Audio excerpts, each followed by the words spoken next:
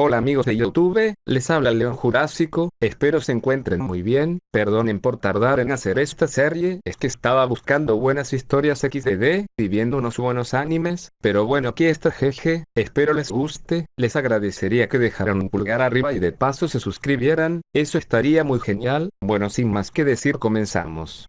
Historia del primer amor. Todas las noches él esperaba junto a su ventana para verla pasar.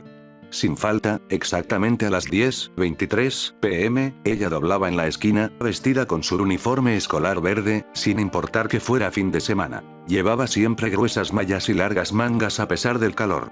Apenas podía verse una parte de su rostro entre aquella larga y oscura cabellera que caía hasta la cintura. Para él todo transcurría en cámara lenta, tenía solo unos segundos para admirarla, antes de que ella se perdiera nuevamente en la siguiente esquina, aquellos cabellos más oscuros que la noche se tornaban luminosos y plateados al reflejar la luz de la luna, y se mecían aparentando vida propia con el más leve viento. Era en esos momentos que podía apreciar su blanco y terso rostro, que la mayoría del tiempo estaba escondido. Sus pasos eran tan ligeros que ni siquiera se escuchaba el chocar de los pies contra el suelo. El chico estaba totalmente enamorado, aunque no supiera ni su nombre. Pero se había decidido a cambiar las cosas, así que salió por su ventana para ir tras ella, preguntarle su nombre, acompañarla a casa, pedir su teléfono, cualquier cosa que lo acercara más a ella. Cuando él dobló la esquina, ella ya estaba en medio del parque, donde la molestaba un grupo de vagos mientras ella seguía caminando tímidamente. Al llegar a la zona más oscura y boscosa, la jovencita se quitó el cabello del rostro, dejando ver una enorme sonrisa que embrujó al joven, el cual permaneció inmóvil, viendo cómo ella hundía sus largos y afilados colmillos en cada uno de los hombres, los levantaba por los aires como si fuesen simples hojas de papel, desgarrándoles la piel para disfrutar de su sangre. La enorme cabellera servía para cubrir un par de pequeñas y negras alas que se agitaban velozmente al ritmo de cada una de sus mordidas. Viéndola en todo su esplendor, el joven no pudo hacer otra cosa que enamorarse más de ella, el color de la sangre en sus labios solo la invitaba a besarla, el revolotear de sus alas solo le anunciaba que debía abrazarla con fuerza antes de que ella se fuera volando. Solo quería tenerla entre sus brazos, aunque para ella el chico no fuera más que un postre, después de tan suculenta cena. La muerte les jugó una mala broma. Juan Pablo Martínez y Elicio Ramírez eran dos amigos inseparables que continuamente estaban en los antros de moda en busca de encontrar diversión. Ese día era 1 de noviembre, unos días en donde se le da culto a la muerte en la Ciudad de México y en todas las ciudades del país. El salir a divertirse se consideraba una falta de respeto para los difuntos. Ellos hicieron caso omiso a los reclamos de los familiares, salieron al sitio de moda en busca de lo que todo joven de su edad busca, y es conocer a las mejores mujeres del lugar. Como era de esperarse, el lugar en ese día memorable parecía un desierto, pero al parecer la suerte de ellos cambió radicalmente cuando en la entrada vieron llegar a un par de damas que incesantemente los miraban, como invitándolos a hablar. Juan Pablo, el más aventado de los dos, corrió a su encuentro, presentándose con las bellas chicas. Ellas se dejaron mimar y estuvieron parte de la noche bailando sin parar. Ellos se veían sorprendidos, nunca antes dos mujeres tan bellas como ellas, que parecían modelos de pasarelas de las grandes revistas de moda, y se habían fijado en ellos, algo que no podían creer. Pero si esto fuera poco, ellas los invitaron a seguir la fiesta en su hogar, una casa antigua, que estaba en una de las colonias de más renombre de la capital. Fue el mejor de sus días, y después de unas horas, ellos se despidieron de las lindas mujeres que acababan de conocer, pero de las cuales nunca se hubieran querido desprender, quedando de verse al siguiente día para volverlas a ver. Al llegar a la mansión, en donde horas antes habían pasado uno de los mejores días de sus vidas, la casa ya no parecía lo mismo, se veía destrozada por fuera. Era imposible que no hubieran notado del deterioro del lugar, o quizás era demasiada la atención que les dieron a las damas, que el lugar pasó desapercibido y no lo tomaron en cuenta. Pero lo que sí no se explicaban eran las cadenas ya oxidadas por el tiempo que tenía el lugar, tocando y gritando a sus amadas para que los dejaran entrar. Fue así como varios vecinos salieron por todo el alboroto que estaban causando los jóvenes en busca de que salieran de la casa, cuando se dieron cuenta, a palabras de los vecinos, que ese lugar tenía muchas décadas de estar abandonado, y tan solo se sabía que las hijas de un acaudalado hombre de negocios se habían encontrado muertas debido al escape de la tubería de gas, con lo que el padre de ellas, hundido en la tristeza, abandonó el lugar. Pasó mucho tiempo y nadie nunca en muchos años pisó ese lugar. No se supo nada del padre de las chicas de esa lamentable tragedia.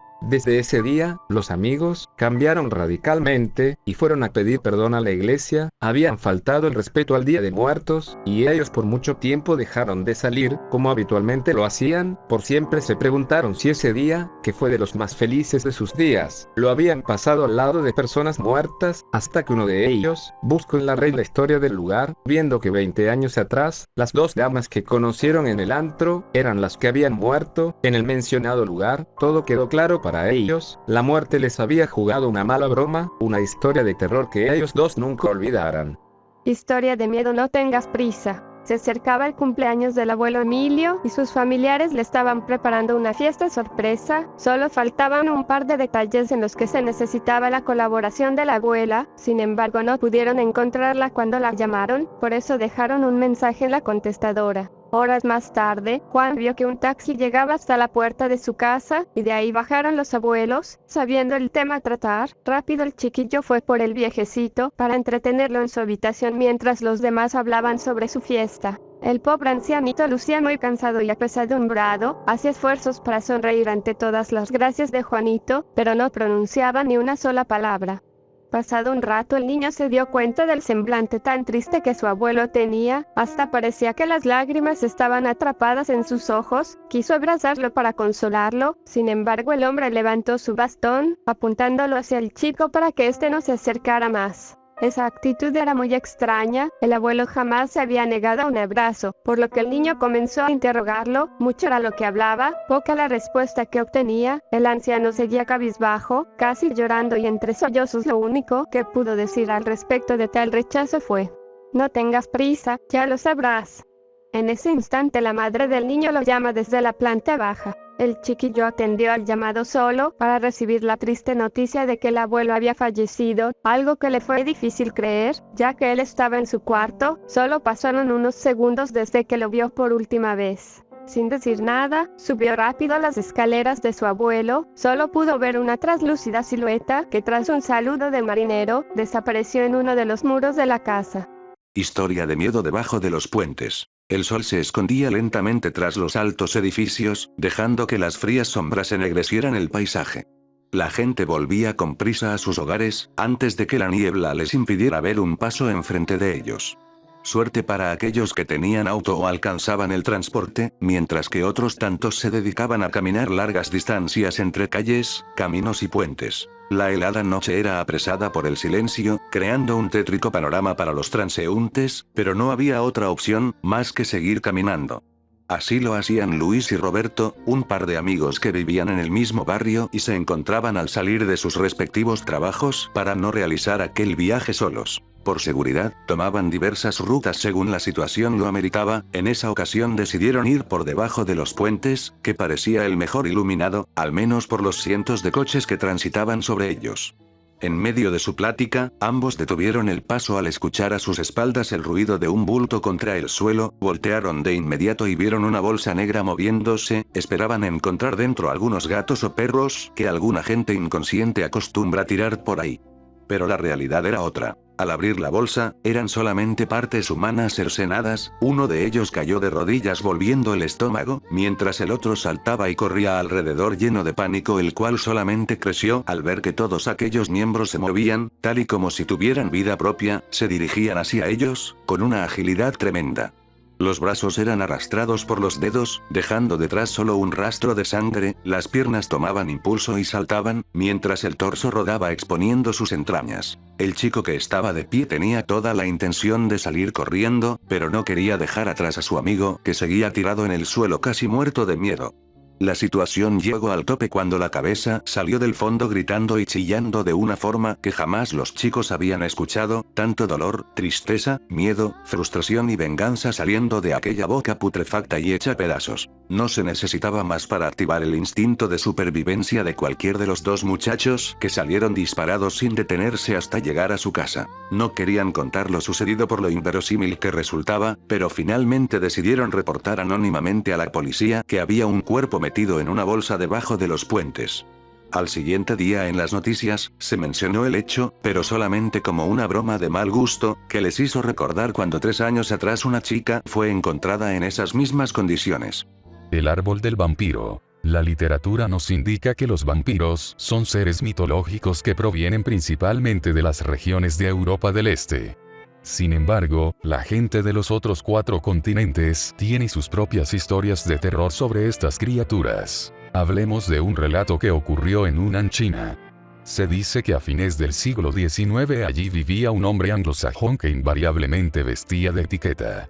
Además portaba un gran sombrero de copa y un bastón de color negro. Las personas que llegaban a ver su rostro quedaban estupefactas, ya que aseguran que el tono de su piel era más blanco que la leche, mientras que de su boca se asomaban un par de afilados colmillos. El horario favorito que tenía este individuo para salir a la calle era a partir de las 11 de la noche, mientras el regreso a su domicilio lo emprendía más tardar a las 3 de la madrugada. Después de unos cuantos años, un extraño fenómeno comenzó a ocurrir en el pueblo. Varios animales de granja comenzaron a desaparecer, solo para encontrar sus cadáveres a los pocos días completamente desangrados, descansando a la orilla del lago. ¿Qué clase de criatura infernal podrá querer la sangre de nuestras bestias?, se preguntaban los granjeros. A partir de ese momento, varios de ellos montaron guardias nocturnas con el fin de descubrir al ladrón. Finalmente uno de los cuidadores logró dispararle en una pierna a un individuo que trataba de robarse unas ovejas. De la boca del ladrón salieron chillidos como los de un murciélago, mientras este trataba de perderse entre los arbustos, iluminado por un profuso manto de estrellas. Tras de sí, iba dejando un gran rastro de sangre. Sin embargo, ese vital líquido no era del tono habitual que todos conocemos, es decir, rojo, sino más bien de un color violeta. La persecución continuó hasta que los primeros rayos del sol comenzaron a asomarse. El vampiro trató de taparse las manos y el rostro con su abrigo, pero ya era muy tarde. Su piel albina se tornó verdosa. Después uno a uno los huesos de su cuerpo comenzaron a asomarse. Lo increíble fue que tanto su vestimenta como su esqueleto quedaron convertidos en cenizas. Dejaron los restos allí, con la esperanza de que todo aquello se lo llevará el viento.